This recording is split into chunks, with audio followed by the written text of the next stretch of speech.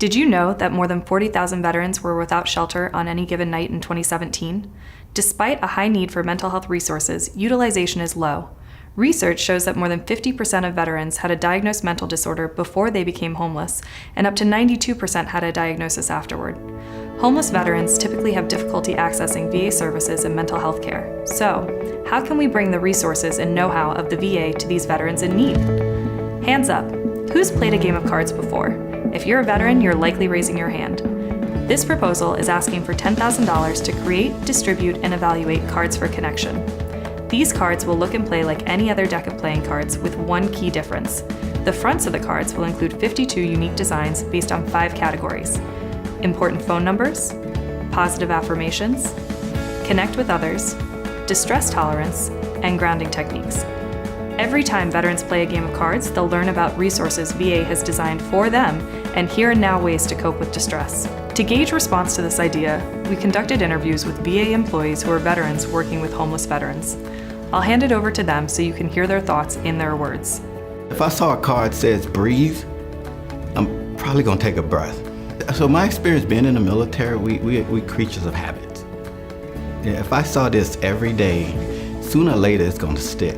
Having the number of resources, having hotlines, having national calls, if you put it on the back of a piece of paper written on a bag, over time it gets worn, it gets torn, it gets faded, but then you actually have a durable set of deck of cards that has these numbers and is more accessible, or they'd be able to pass it around or just keep it for however long they need it. We will prototype and produce Cards for Connection using human-centered design methodology. We will assess acceptability and usability with our stakeholders, veterans who are at risk of or currently experiencing homelessness, and the VA staff who conduct outreach with them. In order to increase generalizability, we have compiled a team that represents diverse settings, including outreach personnel from each of 3 VAs.